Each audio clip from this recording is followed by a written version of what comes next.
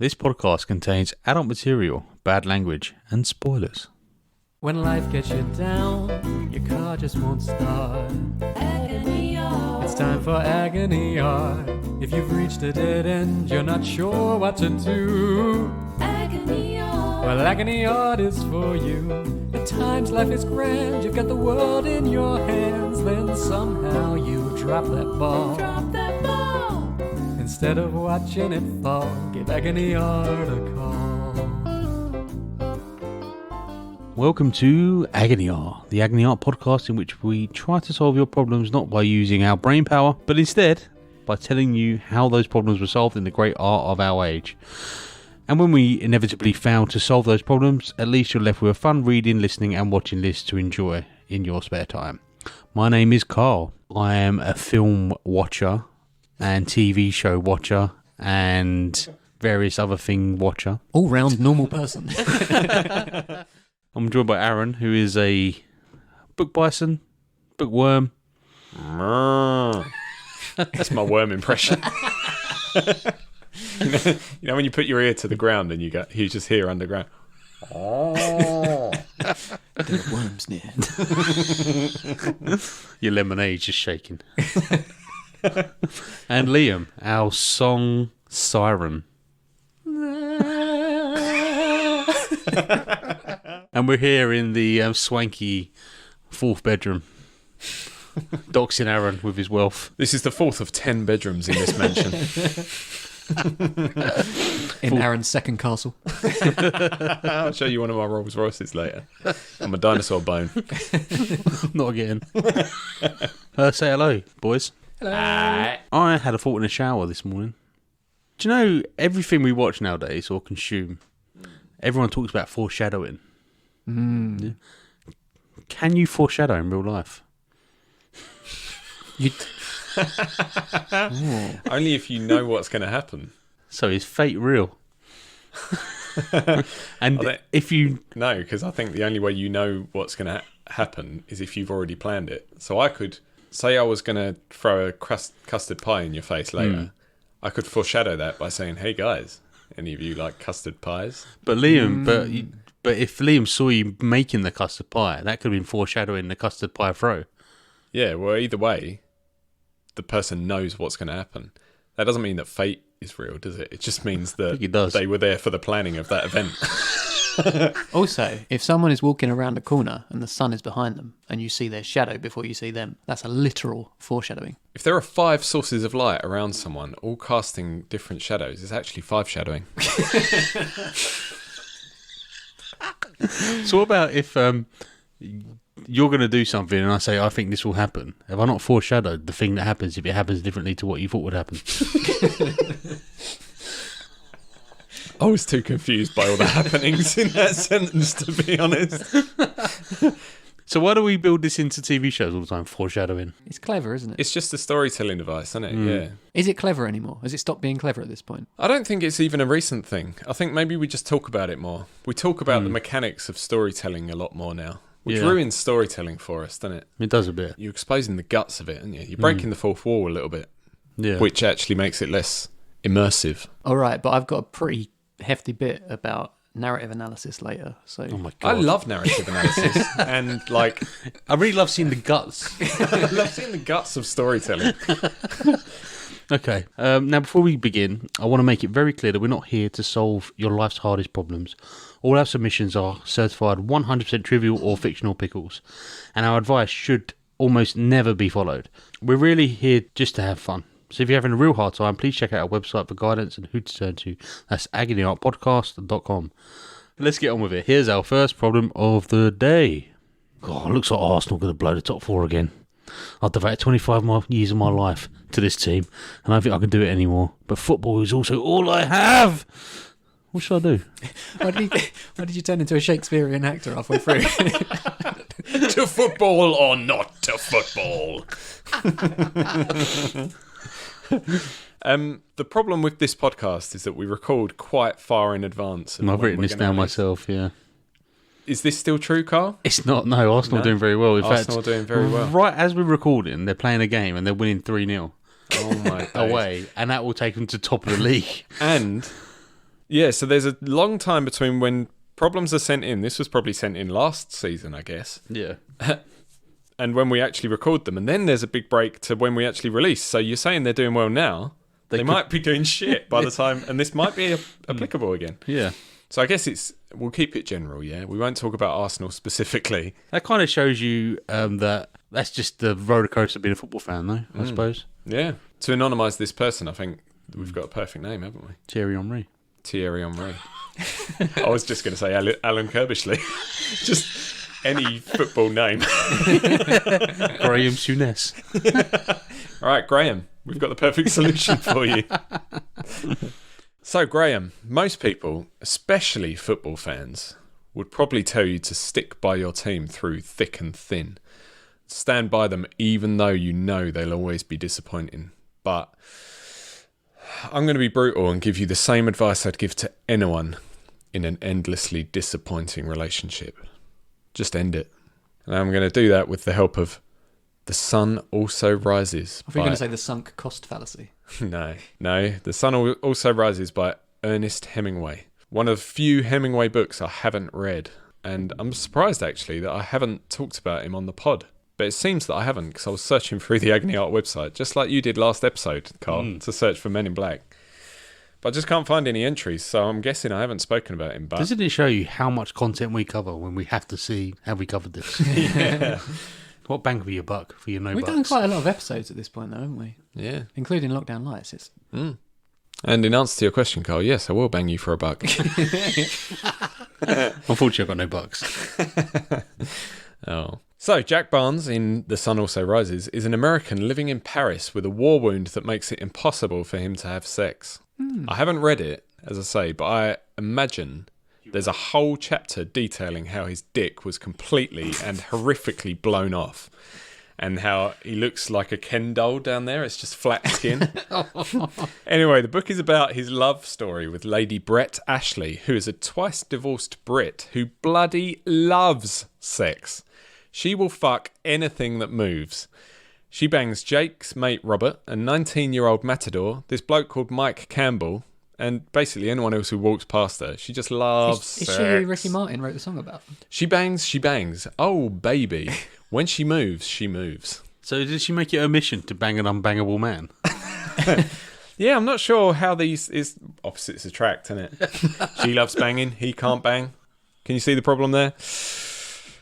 So, they all go to Pamplona in Spain, where they do the bull run thing. Yeah. Where 4 men who all want to bang Lady Brett come together. That's They all disgusting. go on like a group holiday. Sounds messy. There's no group sex. Oh. I don't think. I don't know. You I said haven't come read it. together. I haven't read it. Yeah, but in this, in the context of come together right now Over. over me. Oh, that is the same context. And actually, they end up having a big punch up because they all want to bang her. Now, what Jake should have done was just walk away, find someone better for him. And maybe that's what you should do. Arsenal don't care how you feel. Arsenal's performance isn't being improved by your devotion. I said keep it general, didn't I? Your football team, your failing football team don't care how you feel, and they don't want to bang you. So just give them up. Break off this toxic relationship and move on. They do care to some extent, though, because if you're not buying season tickets, then they're not making But I profits. disagree now, because that's a drop in the ocean compared to the, if you're Premier League anyway, the money from TV rights and things. Oh, really? Yeah. It's like 1% of the income now. That's probably not right, but it's not. They could like have an empty stadium and still make millions. So, So shut up, Liam. and as I say, I'm surprised I haven't talked about Ernest Hemingway. I went to his house in Key West or Key Largo, somewhere in Florida. Was he really a depressive kind of guy, wasn't he? Like not. Yeah, he was a bit of a drunkard. toxic bloke. Yeah, he had a toxic relationship with masculinity. He liked cats, which is nice. They've got a shitload of cats at his house still. And well, descendants of the cats that he had. And a lot of them are polydactyl, which means they've got one more finger than they should have. Flying dinosaurs. Flying dinosaurs with fur. They have one more toe than they should have. It's just a genetic mutation, My and you dog has pass that. it down. Yeah? Yeah, so no matter how many toes his cats have, Ernest Hemingway had a toxic relationship with masculinity. He's obsessed with serving in the military, drinking, fighting. He was petulant. He'd stopped talking to anyone who tried to help him with his writing. I heard, I don't know if this is true. Did you try? F. Scott Fitzgerald once tried to give him advice, and he was like cast out by Ernest Hemingway. He'd never speak to him again. I don't know if that's true. Did he spend a long time in the UK? A bit, I think. I feel like there's loads of places where Ernest Hemingway drank here, or he painted something here, or he wrote I don't here. know. I don't know. To Not be aware. honest. Aaron, you're a successful author. How would you feel if somebody Is a peer, not someone who's like obviously much better than you, but someone who's like at your similar level? It is hard. You sent things off to be criticised by writers. Yeah, it's always hard to take criticism, isn't it? It's a difficult thing to do because you kind of think it's very easy to think, well, you missed the point though. And you get angry, or defensive rather, not angry. Fly into a rage. But when it is your peers, it is that little bit more insulting, isn't it? Because it's like, you're not that much better than me, mate. Yeah. You're not in a position where, I have to I've got some feedback for you. Bitch. I don't know, Liam. How does it feel? Because what I would say is when you're podcasting, can you try and not take as much time? Can you fuck off? Yeah, see, you get defensive. So, yeah, but still, even though the temptation is to get a bit defensive, I think you have to style it out, don't you? You have to just go, oh, thanks, mate. Bless your heart. But he didn't. He flew into a rage, and anyone who gave him advice, and any of his wives, if they gave him a bit of attitude, he'd fly into a rage. And although he was obsessed with being masculine, and he'd go to great lengths to prove that he also was quite masculine, to be fair. He survived 2 plane crashes, I think within a few weeks of each other, one of which required him to use his head as a battering ram to get out of the wreckage. Jesus Christ. But he's got, that's cool, but he's also got things like that he thought made him masculine, but really didn't. He apparently once boasted of shooting a dog in such a way as to ensure it would take it 2 days to bleed to death. He was bragging about that. What a prick. That is really shitty.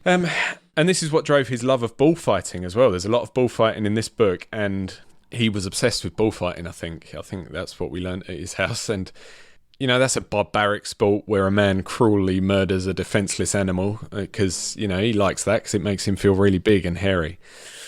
According to biographer Mary Dearborn, his mum gave him these issues. When he was a baby, she had a tendency to hold him in her arms while firing pistols, so she was a bit off the rails. And she often insisted on treating him and his sister as twins, dressing Ernest up as a girl and making him feel not so big and hairy, which led to a whole lifetime of him being insecure about his bigness and hairiness. That's why he was, obsessed with being masculine. Anyway. So was he small and bald? He was tiny and bald, yeah. Looked exactly like Danny DeVito. Anyway, I'll let you read more about that in your spare time, but it is another toxic relationship which someone should have just walked away from. Ernest and his bigness and hairiness. Ernest and his mum. He did walk away from that one. He hated his mum.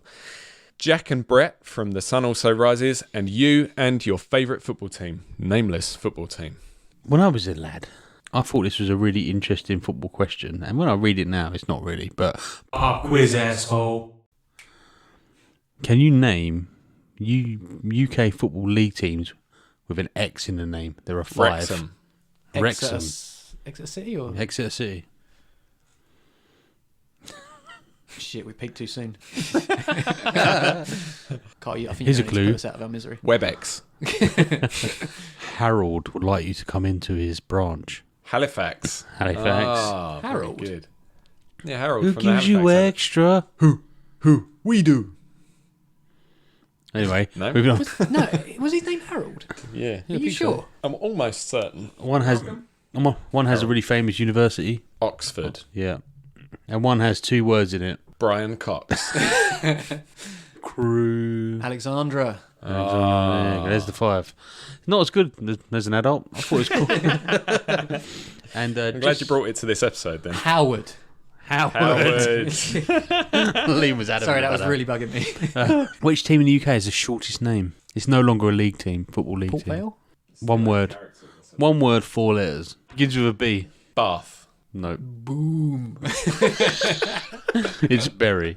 Oh, of Bury. course, yeah. And the longest name, Scottish team?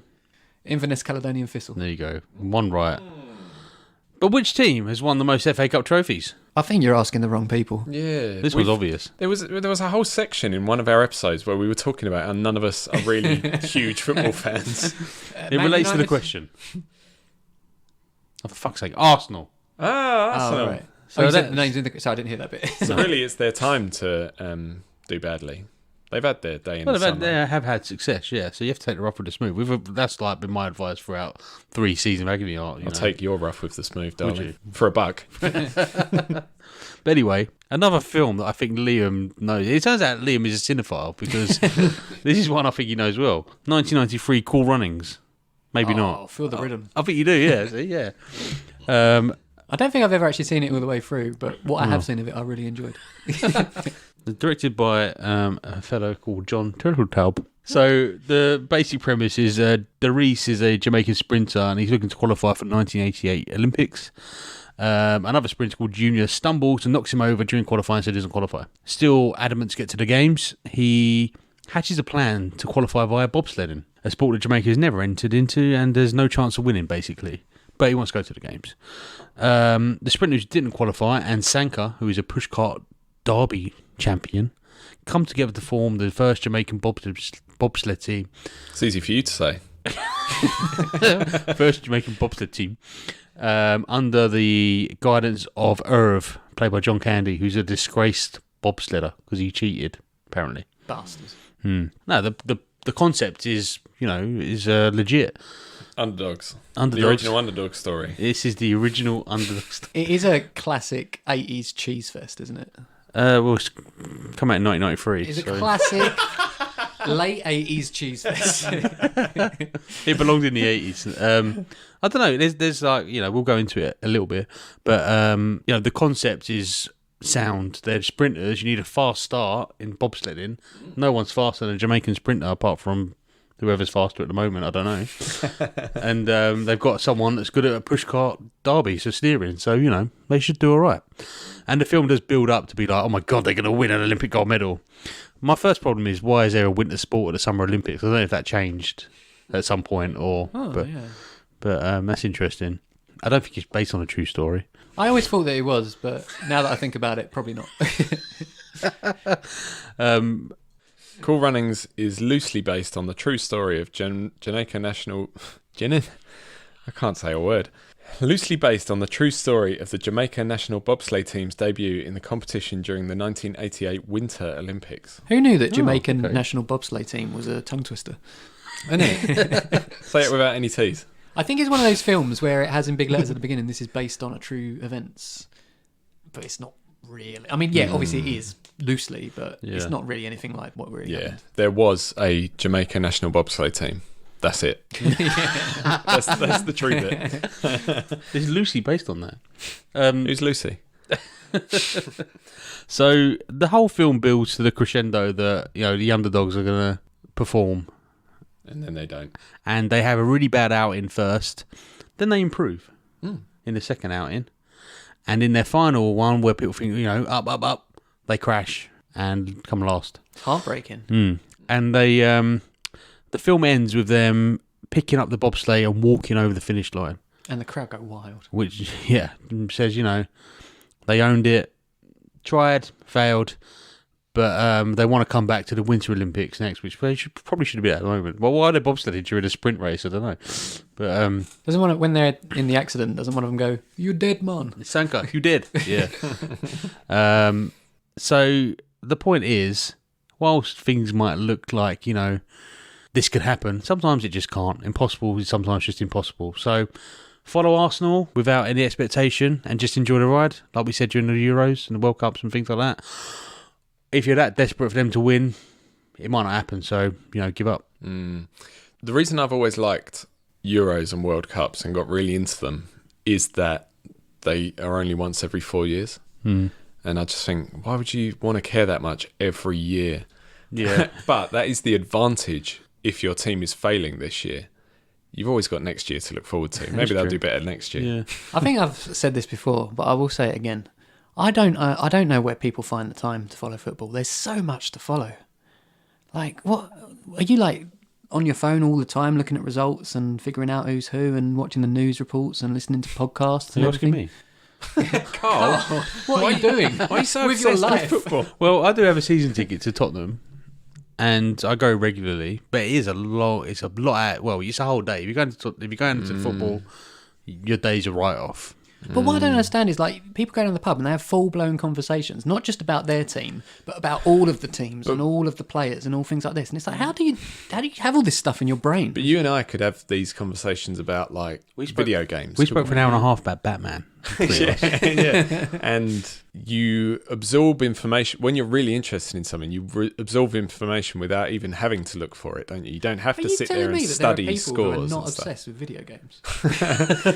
But you know, when you are not obsessed, I wouldn't say we are obsessed, to be honest, but we love them a lot, don't we? Into, And yeah. That's what you're you into. absorb that information without even meaning to. You just you follow the right accounts on Instagram. You read the same news websites or whatever.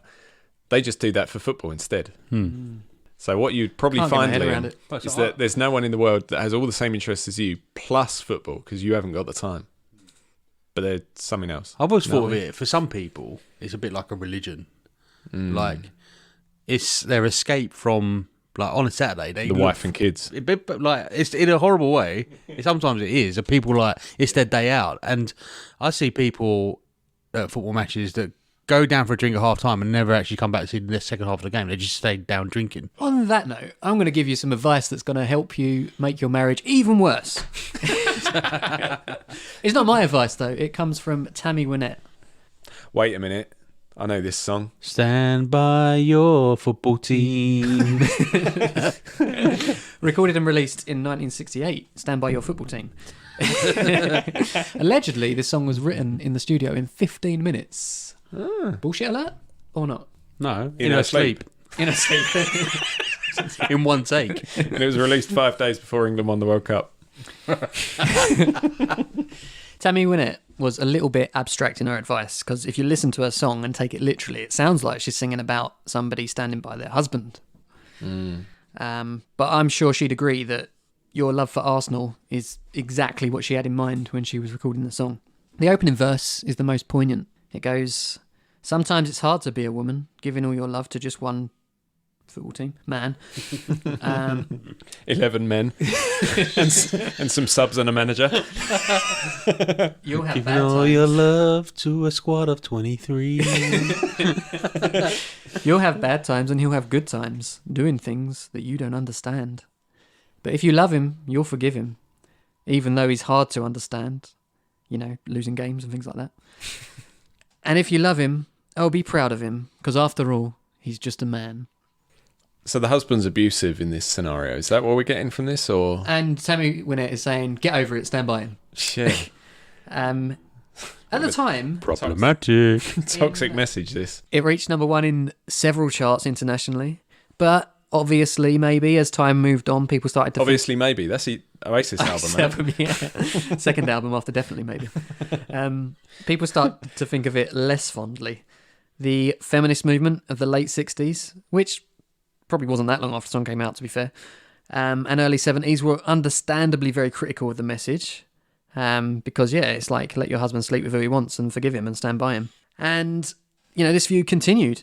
In her interview with CBS about President Clinton's sexual encounter with Jennifer Flowers, Hillary Clinton famously said in this interview, I've linked an email. Where's my emails? what she actually said was, she wasn't some little woman standing by my man like Tammy Wynette. So, you know, Hillary Clinton Hillary Quinton. Hillary Clinton Quentin Blake. is on board with all the Tammy Wynette hate as well. And Tammy Wynette has, fucking hell, Tammy who? Tammy Wynette has always defended the song against such criticism, saying that it's not about that. It's about accepting that husbands are only human and they might have their own faults and shortcomings, but if you love them, you should attempt to overlook those things. He should If be you shortcoming really in another love woman them. then, should he? I mean, that is the thing, isn't it? Like, someone having faults and being human and making mistakes is one thing, but going off and sleeping with someone else, it's a bit much, isn't it? It's unnecessary. So my advice is, even though we've unanimously agreed that she's in the wrong, make up your own mind about Tammy Wynette. If you think she's got a point, and that you should stand by your man, then suck it up, take it on the chin, and buy that next season ticket with your head held high like a true supporter would. Was suck it up and take it on the chin deliberate? No, it wasn't. No, it wasn't. Because it sounded deliberate. If you think you should stand by your man, then suck it up and take it on the chin. Oh, Liam. Yeah. You monster. On the other hand, if you think Tammy Wynette is peddling a load of old shite, then you should put your foot down. Screw Arsenal, or don't screw Arsenal. Stop screwing Arsenal. Screw your man, screw the football team. What are you doing, Liam? Why should you stand around waiting for them to come home with some other woman's lipstick on their collar? On the what? I'm so happy now because my problems have been solved. I found this podcast. It helped me with my worst of woes. Now there's nothing in the way of the happy life I've chased so long. The only problem left is I don't know how to write happy songs, but I'm so happy now. Yeah, I'm so happy now. Yeah.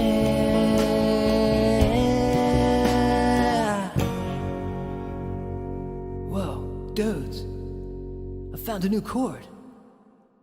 Moving on then to problem 2 of the day. My dad needs me to take over his business to survive retirement, but I'm doing pretty well on my own. I would have no idea what I'm doing. How can I wriggle out of it without sending my old man to the workhouse? Family businesses. Can you imagine being born into a business where you have to follow in your father's footsteps? Must be difficult, mustn't it? Because I come sometimes from you a just- very long line of postmen, you know. My granddad was a postman. My dad was a postman. Both of his brothers were postmen. One of them still is. I was going to say I was the first person in my family not to be a postman, but that's not true because my brother was older than me, so still is, in fact. Was there like a... When's your brother not going to be older than you? I'm hoping in about 5 years. I was going to say, was there like a Sir Liam of The Post. of the Post 600 years ago or something that you were descended from? Yeah. Oh, One of his grandmas was a letterbox. Yeah, that granddad, he took it a bit too far. this dynamic of like duty reminded me of my favourite comedy, Frasier. Oh, yeah, here we go. A 90... We go fucking again. The best comedy of all time, except for when it's not. Yeah. A 93 to 2004 run, 11 years. 264 episodes, I think. There are some rotters in there, but mostly it's all very good. And it sets the scene straight away. The first episode, Frasier, I don't know, you probably do know this, but Frasier is a spin-off of Cheers. Yes. Yeah. Did know that. Good. So Cheers is set in Boston. So Frasier Crane was a character in Cheers, a kind of a side character, not really a main character. And then he moved to Seattle, where he grew up, in Frasier, to start a new career as a radio psychiatrist. And he has his really nice bachelor pad because he's divorced. He's living a really nice life. He's quite wealthy because he's been a psychiatrist in Boston. So Frasier is Kelsey Grammer. yes, Yeah. Sideshow Bob. and his brother Niles is Sideshow Mel. Yeah. Yeah. So he's looking forward to a nice new life in Seattle. He's lost touch with his brother and his dad. His brother Niles, his dad Marty, and he doesn't really intend to like rekindle those relationships too much, rather than like, you know, normal. Just do the main things like attend family stuff and all that kind of stuff. Yeah. But it kind of all goes sideways, sideshows. It all goes Sideshow Bob. This guy's a bit Sideshow Bob. This happened anyway, but his dad had to retire early from the police force because he got shot in the hip. He's living alone, but he keeps falling over. So something's got to be done. And he ends up having to move in with Frasier, which kind of ruins his whole idea about this new life he's going to live. And he comes with baggage, and he has to have his chair, which is horrible, in his nice apartment, lots of nice things. And it kind of symbolises this massive thing right in the middle of his room, just kind of shoehorning its way into his life that he wanted, and it doesn't fit. It doesn't fit into his new life. So there's that kind of, the comedy's about that, them trying to get on with each other. Bit Steptoe and Sonny, which I've never seen, but I assume that's what it's about. I can't remember. I used to watch it when I was a kid. Did you? It's Yeah, interesting. because I used to spend a lot of time at my nan and granddad's, and they used to watch it a lot. All right. Yeah, I think it was quite funny. Yeah. Would you be more annoyed if somebody came to live with you with baggage or without baggage? Well, they'd want to use my stuff, I suppose, if they didn't have baggage, right? Depends. What if they're not your size? But as time progresses, they start to appreciate each other. Their relationship gets very, very close. They still annoy each other because they're very different. He likes his sports. He likes drinking beer. Frasier's going to wine club and drinking sherry and with Niles and things like that. So they're very, very different, but their bond gets very strong. And ironically, the whole Frasier series ends with Marty moving out and getting remarried, and him missing him. So this isn't one episode; it's the whole. Premise. Yeah, it all goes throughout. So the Carl spoiled the whole series. I basically have. Yeah. There's no point watching that. The first episode is him moving into his apartment and sets the whole scene for 11 years, basically. So they kind of have to live together for duty's sake. He's got to do the right thing as a son, but it ends up actually enriching both of their lives. So, I see what you're saying here. So take the job and maybe you'll end up loving it. Is that what you're saying? Exactly. Yeah. Do you know? I don't know about you two, but the idea of not working for a big company that doesn't give a shit about you is really appealing. Owning your own business does have an attraction, doesn't it? Does it? It sounds so stressful. Well, that's the problem, is that you have to make the money. Yeah. And if you don't pay your bills. That's the stress part of it. But the freedom of, like, you being no one above you, no baggage, especially when you work for a huge company, like the weight on your shoulders, you don't really realise. Like, I've spoken to people that have been made redundant and left or retired and stuff. And it's like the next day when you retire from a job like that, it's just like blissful kind of thing. So and then a week later, you're dead. But I do obviously like my job, and I like getting paid money. Is that in case your employer's listening? I love it. I love it. Please keep me there. I've got a mortgage to pay. So I think you need to do the pros and cons list. If it's a successful business and it does well and your dad's lived well out of it, then you will as well. So, it's not something to sniff at. Don't sniff at it. Stop it. But, so duty dictates that you might have to do this, but it might be the right thing to do. So I am going to go one step further than you, Carl. I'm going to say... One step closer to the edge. I'm going to say you should absolutely listen to your old man, because... He's a dustman. He's right. And if you don't listen to him, things could go horribly wrong. And the first thing that I thought of when I read this problem was an old tune, which I thought was called My Old Man Said Follow the Van, but it's actually called Don't Dilly Dally on the Way. Is that on the index? Very interesting you should ask, Carl. I'm glad you did. This is not a folk song. Oh. This is a music hall song, the first we've ever had here on Agony Art. Really? Really? There's no music. business Music like halls. show. Not music hall. A music I was going hall. to say, you've definitely had songs from music halls. A music what? Music hall. A hall with music in it. Oh. So When you enter the hall, it's just permanently playing music.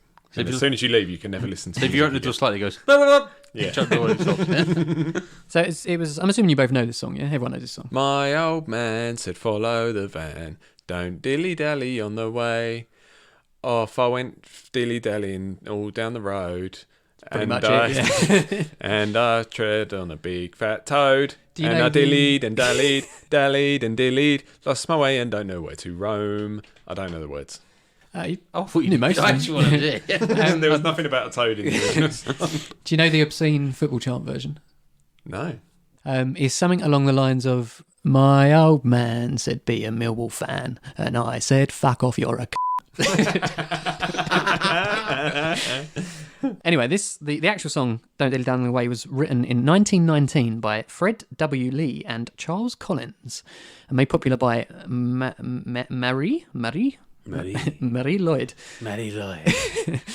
So, music hall is a tradition dating back to the mid 1800s. The earliest ones are in like the 1850s, I think, and it's quite similar to the American, French vaudeville tradition that evolved into something else in North America, and it's the North American tradition that it's similar to. I've heard of dance hall. Is that where they just dance in a hall constantly? I think that's a bit later, maybe.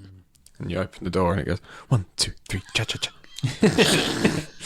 So what you'd do, you'd go to this hall, right, and you'd enjoy a night of popular songs, comedies, and specialty acts, which would be like, juggling, ventriloquism, acrobatics, magic, that sort of thing, and other variety acts. Basically, it was Victorian Britain's Got Talent, but every night in the theatre. All right. Did they have gold buzzers?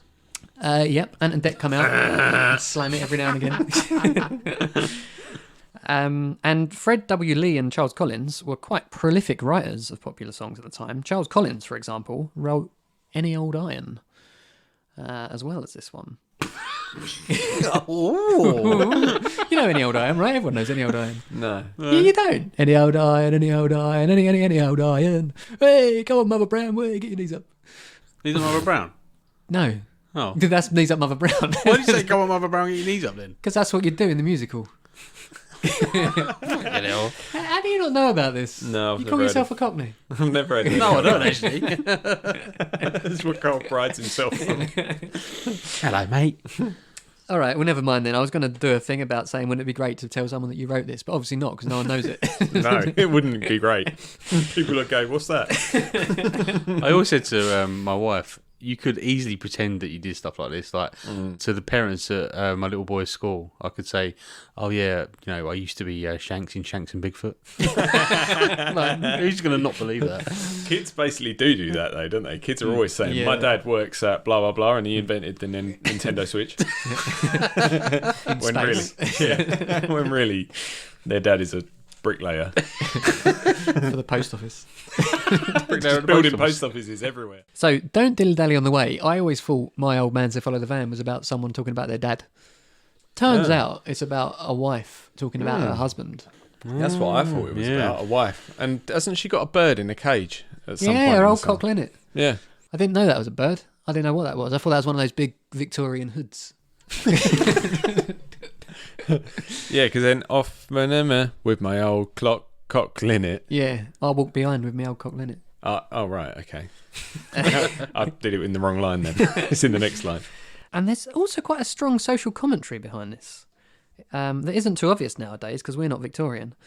In the song, the wife and the husband, they have to move out of their house and they have to do it at quite short notice because they can't pay the rent. And that was quite common in those days. And landlords, they weren't always very understanding like they might be nowadays, and they forced people to move out on the spot, and these midnight flights would be, a thing that people had to do.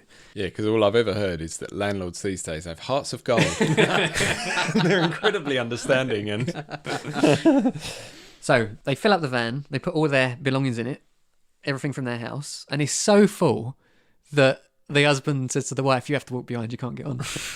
Which is, it's not great, is it? But anyway, she does. She walks behind with a bird in a cage, a cock linnet.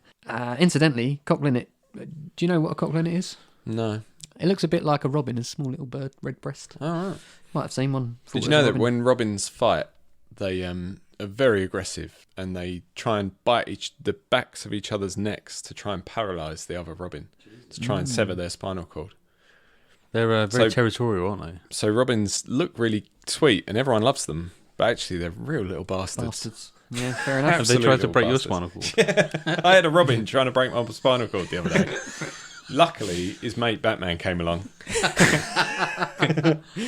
So in this case, the old man, as you know, says, follow the van, don't dilly-dally on the way. What does she do?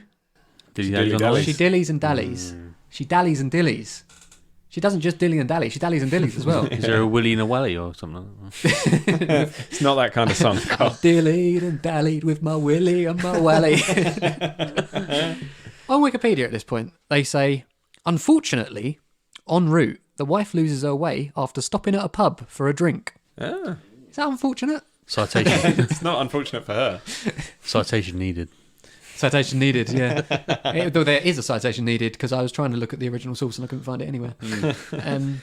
But I'd argue use of the word unfortunate there, because she decided to go to the pub for a drink. Yeah, it wasn't beyond her control, was it? Yeah. Because she went for a pint, she lost the van, and she can't find her way home. And depending on which version of the song you listen to, there's a number of different things additional about her not being able to find her way home. In the most common one, I think, or the one I know best, she doesn't trust the specials. The special police. Band, the ska band. Because this town is becoming like a ghost town. She's trying to get a message to Rudy. No, she doesn't trust the specials like the old time coppers, so she can't find her way home because she don't want to ask them. So what's the point? Well, point is obvious, I think. Listen to your old man, even if you don't like it, because he's right, and you shouldn't be dillying and dallying. Follow the van. Stay in the family business. Oh, wow. Because if you don't, you might end up having to move out of your house at midnight because you can't afford the rent. And then you might lose the van, go to the pub for a drink, and then get totally lost, and you'll never be able to find your way home. It'll just be you and your bird wandering the streets. You and your cock linnet that looks like a robin. You little bastards. Well, I'm surprised, to be honest, that both of you have said stay in the business. That's mad to me. I've got a slightly off-the-wall suggestion for this one, though. Michael Jackson.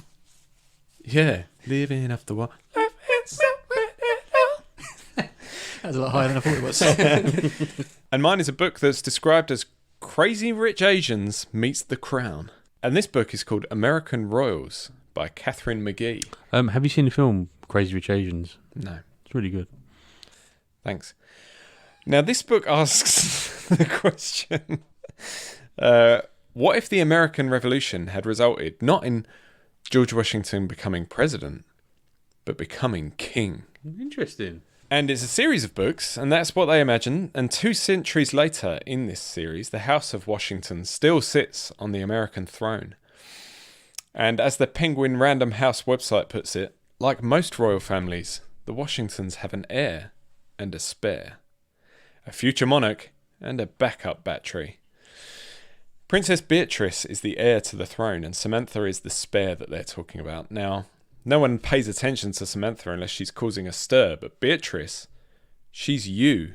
She's the one who's trapped into inheriting the throne.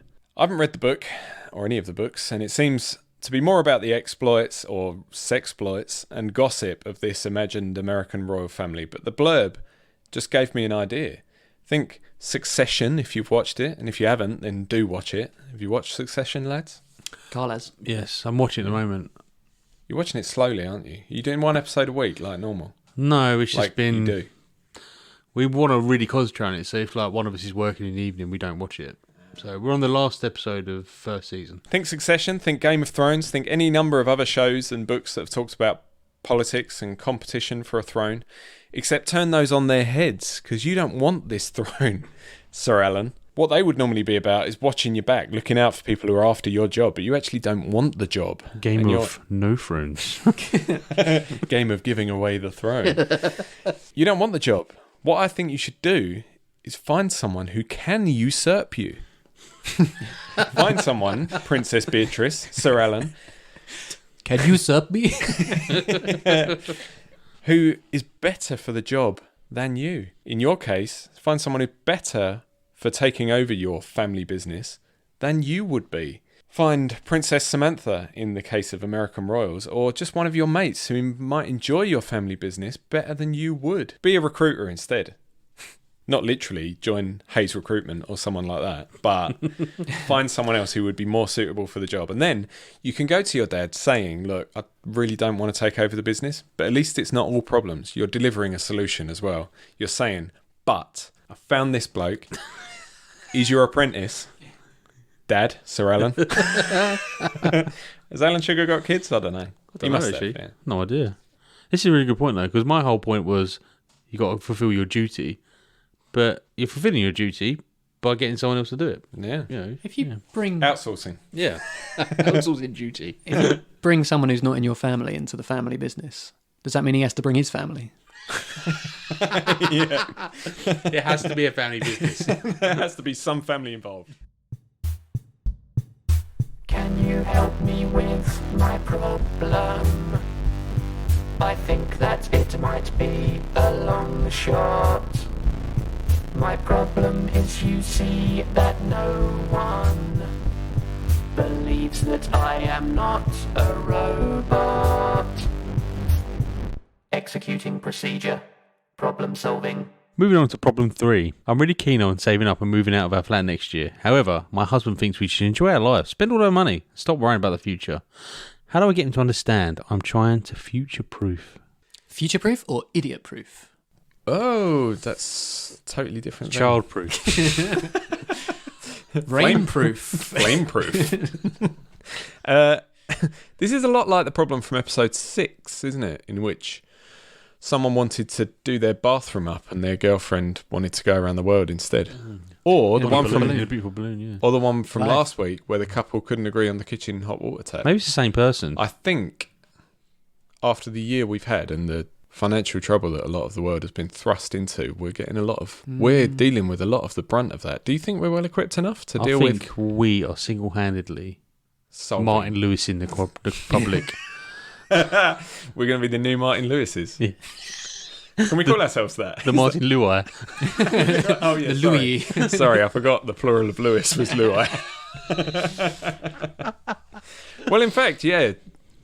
I know that I keep coming up with the names.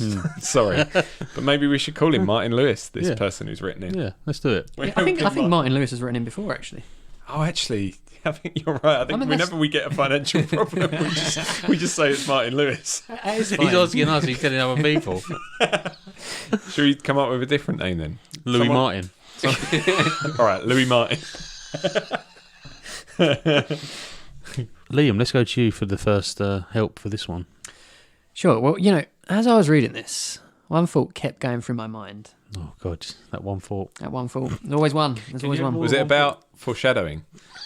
Funny you should mention it. Can you foreshadow in real life?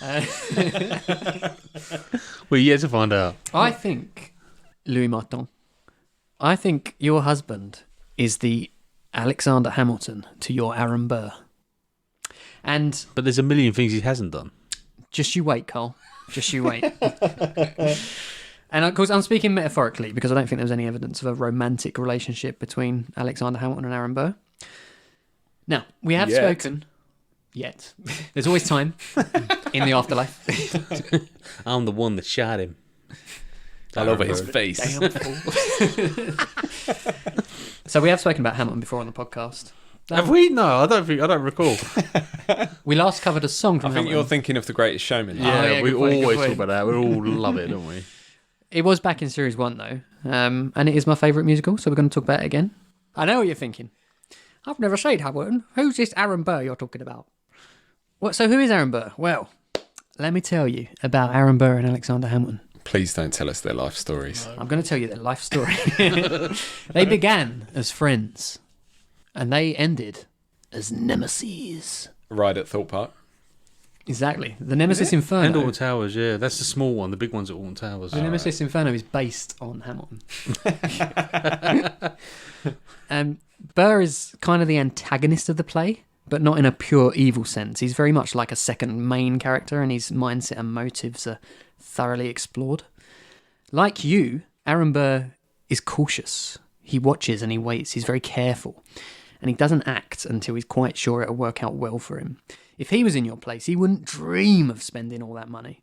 He'd want to be honouring his family's legacy and saving up for a nice house so that people would think more highly of him. He wouldn't buy it now. He'd wait for it. Wait for it. Hamilton, on the other hand, is not cautious. So in Burr's song, Wait for It, which Aaron foreshadowed just then. Oh, shit. We're foreshadowing all over ourselves today. Which, can I just say, is an absolute banger.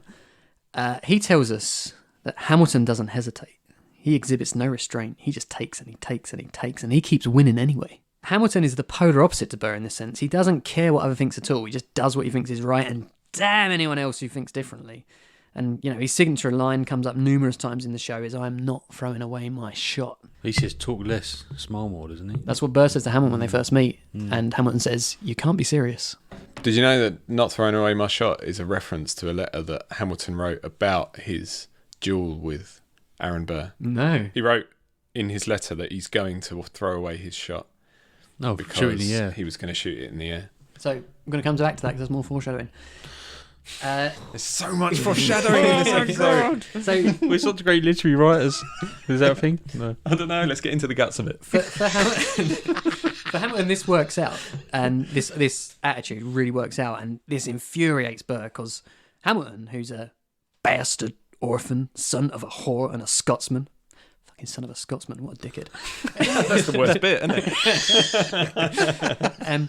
Hamilton improves his social standing at the same rate, if not quicker, than Burr. And Burr is like already had this head start of coming from a respectable family with this great legacy, and he hates it. So over the course of Hamilton, Burr gets more and more put out by this, and he starts to change his own behaviours to be more like Hamilton. He starts to do whatever it takes to get what he wants. And it seems to go well for him initially, so he switches his political views and becomes a member of the Democratic Republicans. And he, in doing so... Since when were you a Democratic Republican? Since being one, put him on the up and up again. Oh. And he he basically steals... And Peggy. Do you feel under-equipped for the line quoting card? I do a bit. 'Cause I've seen it more than once. I know the gist, but I don't know it like this. And Peggy. Burr basically steals Hamilton's father-in-law's seat in the Senate, and that's one of the reasons why Hamilton starts to dislike him. But this hatred really builds up because Burr shows again and again that he doesn't really have any firm beliefs. What does he say? I really like what he says when they first meet, saying, "How can you stand if you don't stand for nothing?" What's that line? He says, "If you stand for nothing, Burr, what will you fall for?" That's it. I like that one. Who are you? Who are you? Who are you?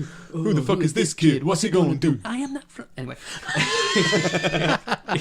That like sums up Burr, though, doesn't it? Like he's a politician, doesn't stand for anything. He stands for whatever gets him more forward. Exactly. Right? Yeah.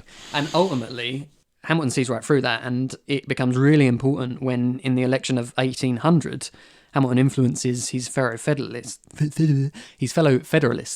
not to vote for Jefferson. Not to vote for Burr, but to vote for Jefferson instead. Who he doesn't like anyway. Who he doesn't like, but he doesn't like Burr more. And Burr gets mad about this, absolutely livid. Goes tits. He writes some very... he writes some very angry letters. I love that time of history. I'm going to write a fucking pamphlet about you. Yeah. And he demands that... When someone's angry and they write a letter, it always reminds me of The Simpsons when... I can't remember what they're complaining about, but someone says, "I'm going to write some angry emails about this in red and bold." And someone says, "My computer has 256 shades of red." Something like that. I've probably misquoted, but that's what I think of every time. I'm like, what, you're going to write your letter in bold? So Burr's writing all these letters to Hamilton, and he's saying, "You need to retract these statements about me because they're making very bad things happen to my reputation, and I'm not going to stand for it." That's so eloquent. Making bad things happen to my reputation. Stop it. And Hamilton's like, "Well, I said what I said because I believed it, and it's true, so I'm not going to retract it. So fuck get you. over it." And there's nothing for it. They have to have a duel to the death. Given that Burr tells us the outcome of the duel in the first 4 minutes of the show. Spoilers. It's not really a spoiler, is it? He's the damn fool that shoots him, and he does shoot him. What happens? We get... This is why I love Hamilton. We get a double dose of dramatic irony at the end. That's what happens. They go to the dueling ground, and in their final moments... There's rain on their wedding day. And they on the way there, they get a free ride when they've already paid. And on this day, just before the duel, Alexander Hamilton did the lottery. No, when it comes to the duel, Alexander Hamilton does the one thing that he's told us throughout the entire show that he won't do. He throws away his shot. He doesn't shoot. Burr does the one thing that we don't expect from him. He doesn't hesitate. He shoots Hamilton without even thinking.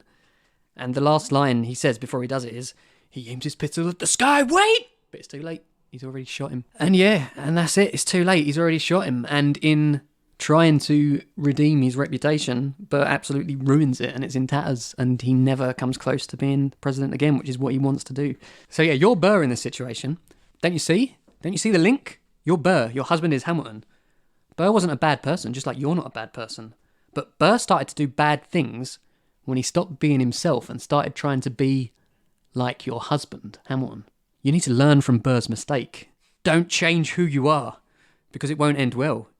You know, you want to sit down with your husband, you want to explain where you're coming from, why you think it's best not to spend everything you have, and stick to your guns, and don't pull out your gun and shoot him. Learn from Bird's mistake. And after all that, if you still can't convince him to spend the money, you should try and persuade him to spend it on going to see Hamilton, because Hamilton is so good. I fucking love Hamilton. I think you just wanted to talk about Hamilton for that. I really did. But it was good because it was another instance of foreshadowing. Because what did I finish the last problem with? George Washington and his royal family. Here comes the general. Yeah. Given what we talked about at the beginning of this problem, that I think, you know, the cost of living crisis, whatever you want to call it, has hit us all so hard, you would think that I would direct you to some books about finance and money management that would help your husband see the light and, you know, save your money instead. Like The 3 Most Important Lessons You've Ever Been Taught by Martin Lewis. Hey, foreshadowing. Your Money or Your Life by Vicky Robin. Or even cautionary tales like what I've recommended before, The Big Short, Inside the Doomsday Machine by Michael Lewis. Must be Martin Lewis's brother. Last recommended in Season 2, Episode 11. Or The Wolf of Wall Street by Jordan Belfort. But I feel like, as we've spoken about, we've done a few financial problems and we're always giving fairly sensible advice, aren't we? So I'm going to just completely go off the wall and not even really comment on finances at all. And it's only really sort of vaguely related to money. So what I'm going to do is not solve your problem at all. Just give you a book recommendation. It's that third problem, let's fucking wrap the episode up, isn't it? Yeah. Third problem, fuck it. Snow Crash by Neil Stevenson, set in LA in the 21st century, sometime after a global financial crash. Ooh. Sound familiar? To quote Wikipedia, since it will do a better job at summarising the setup for this book than I will, Los Angeles is no longer part of the United States since the federal government has ceded most of its power and territory to private organisations and entrepreneurs. Mercenary armies compete for national defence contracts while private security guards preserve the peace in sovereign gated housing developments. Highway companies compete to attract drivers to their roads, and all mail deliveries by hired courier. The remnants of government maintain authority only in isolated compounds where they do tedious make work that is by and large irrelevant to the society around them. Make work is essentially job creation schemes, you know, stuff that you're just giving people a job for the sake of it and actually it delivers no benefit. We always learned about a tuna tin factory somewhere in Africa that the UN helped build, and it was nowhere near the sea. And the nearest place to the sea didn't have any tuna. Something like that, yeah. Yeah, so that's make work. Much of the world's territory has been carved up into sovereign enclaves known as the franchise-organised quasi-national entities, each run by its own big business franchise, such as Mr. Lee's Greater Hong Kong or the corporatised American Mafia, or various residential burbclaves, which are quasi-sovereign gated communities. So you can see that capitalism has ravaged the US. Now, it does sound a bit deep, doesn't it? But the protagonist's name is Hero Protagonist. Oh, shut up. Are you joking? Oh, my God. He's a hacker whose mate, David, with a 5.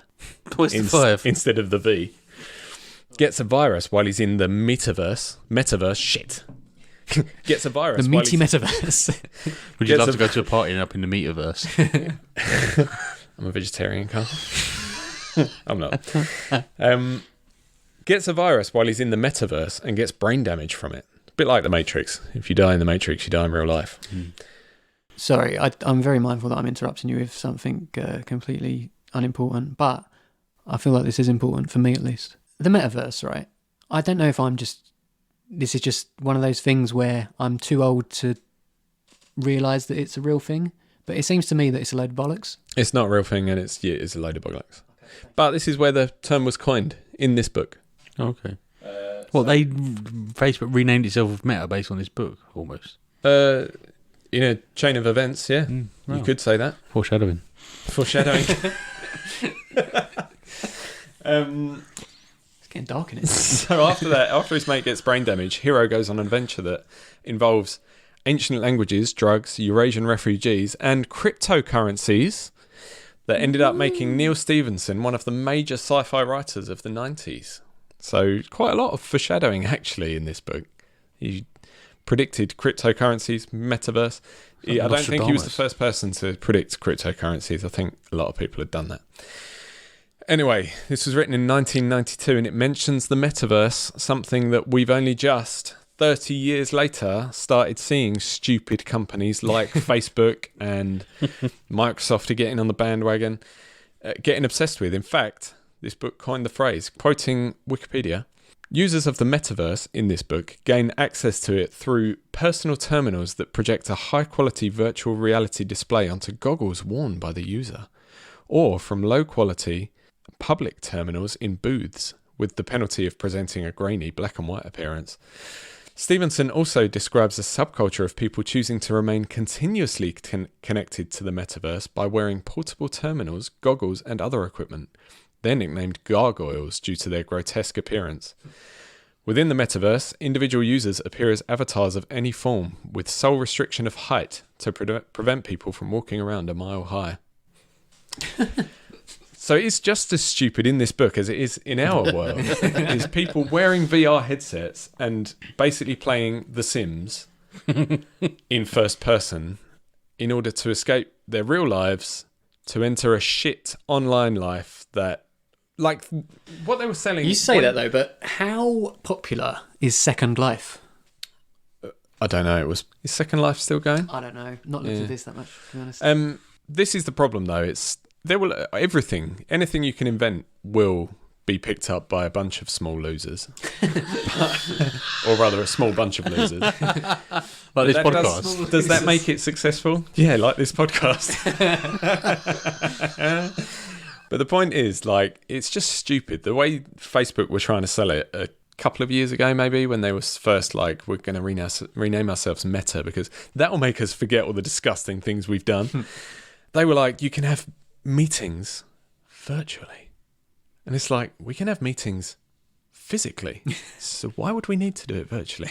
And anyway, we already can. Like, you don't need to put on a VR headset and look around a virtual room to have pour yourself a coffee. Yeah, a virtual meeting. We can just go on Zoom. This sounds stupid. I don't want to live a virtual life. It's stupid and it's not going to catch on, and nor will this internet thing. Do you think we're going to... People keep talking about mobile phones? No. There's a talk about a kind of a devolution, if you like, we spoke about before, of technology where you start distancing yourself from like high tech and get more simple. I am like that. Yeah. I have a computerized job. I work with computers on a daily basis. That is my job, and it's all very technical and stuff, and I would love to be able to completely distance myself and never use a computer again, except for video games. Yeah. Like, use a computer to play video games and that's it. All I do is in the evening I put on a headset and I transform myself into a different life. Yeah, all I do is play Second Life, okay? So anyway, yeah, all of that stuff aside, just to speed this up and get it done. There are two ways you can take this book. Either you could be sensible with your money in case private enterprises and entrepreneurs take over the modern world, and it's the only way you can survive in the bleak future where everyone wears headsets to become minotaurs in the stupid metaverse. Or you could blow all your money on whatever you want, and you think that future sounds like a load of bullshit, and future-proofing for it is about as much use as tits on a ball. So just fucking... Nipples on a breastplate. Nipples on a breastplate. You know, I'm giving no advice, basically. I'm just saying there are two ways you could take that. Do what you want. Solve your own fucking problem. Honestly. Get the fuck out. Okay, interesting. So, do you reckon you can help Louis more than me, Carl? I don't know really, but I'm going to talk about one of my favourite TV shows ever. Frasier. That's not a comedy. Oh. The Sopranos. Oh, I see what he did there. Sopranos is fantastic. And everyone, like, if you haven't seen it, you would think it's just like a mob thing, like a Goodfellas TV show, but it's really not. There's a lot of foreshadowing, a lot of motifs, a lot of symbolism. I can't see a thing. There's so many shadows. But it is really, really, really, really good, and I would tell you to watch it. It's on Sky. It's on Sky at the moment. Yeah. Fun fact: I watched the first series, I think, on an iPod Classic on the coach to Leeds. Did you? Yeah. A terrible way to watch it. Yeah, but I, like I couldn't do that now. No. But It is a back fun then, fact. that was something that you could do and not really think about it. So, in just like it's a series 1 to 6B, 6A and 6B for some reason. It's a whole arc of all the characters have like a story, but this one I'm just focusing on one particular thing here. In series 4, episode 8, Mergers and Acquisitions, aired in 2002. Part of season 4 is Carmela, Tony Soprano's wife, Carmela Soprano, being worried about not knowing where the money is, what happens. That they talk about 80% of people in the mafia go to prison or get killed, basically, as a rule. So Tony thinks nothing's ever going to happen. I'm going to be fine. I'm being careful, even though he isn't careful. Like when he kills someone, he takes something personally and goes and kills the person, and there's a witness that sees him, and like he's like, fuck, I really fucked up, and I need to I'm the boss. I need to not be doing shit like this. So Carmela is well aware that it's likely he's going to end up not supporting the family at some point. And they always say when someone dies or someone goes to prison, the family get looked after by the rest of the family, mob family. And it doesn't really happen, you see, during the series. So she's pushing him to invest in normal stuff, legitimate stuff, like stocks and shares and life trusts and all this kind of stuff. And he does do it to some extent, but she still doesn't think it's good enough, and she wants to secure the future for herself. But he never lets her know where any money is or what's going on. She's like, he always says, you'll be looked after, don't worry. And she's like, well, I do worry. So after he says that he's not cheating her anymore, and she finds a girl's fake now in his clothes, she gets really fucked off. And she finds that he's been hiding money in his bird feeder bin where he's got loads of duck feed. And there's just wrapped up wads of cash in there. So she steals 50 grand, and she goes to various other places to deposit it and invest it in stocks and shares, basically. So she takes it into her own hands. And did she steal it when it's her husband's? It's a bit grey, isn't it? Obviously it's not legitimate money. But what she's doing is getting her ducks in a row. Mine and Aaron wives, I know, are big fans of Mumsnet, and I don't know if have they got their ducks in a row, our wives? I don't know. We don't know. I don't know. That's the point. We're not supposed to know. When we come back off holiday, my wife said, give me your passport. I was like, but I need access to my important documents. What if something goes wrong, So, anyway, you need to be comfortable in your relationship as well. And you need to be on the same page with this kind of thing. And maybe you need to have a joint approach. Like you have a set amount that you can spunk up the wall. I think I probably have got a set amount I can spunk. Up the wall. And need to work out what you need to put away for how much spunk you need to save. But yeah, so maybe not steal money, but definitely, try a two-pronged approach to this issue. Which is a bit like the advice I gave last week with the dinosaurs. You got to get on the same page. Got to agree on all money decisions. Yeah, on the same page. Well, that's all we have time for today. Check the episode notes or agonyartpodcast.com to find links to all the media we mentioned today, and for a link to the Agony Art Spotify playlist where you can listen to all of the songs, maybe. If you have a problem you'd like to attempt to solve, you can reach us on our group Instagram and Twitter accounts at Agony Art Podcast, or on the submissions page on the website. I would like to thank our resident Agony Aunts for their contributions. Thanks, Liam. Thanks, Aaron. Thanks. No problem. And thank you, Pickles, for listening. We'll be back next week with more problems to muddle our way through and more entertainment for you to check out. See ya! Bye! Bye, son. But I'd suggest keep it light, cause their advice can be shite, and they won't be held liable. Oh no, not at all, not here at Agony Art. Agony Art. Agony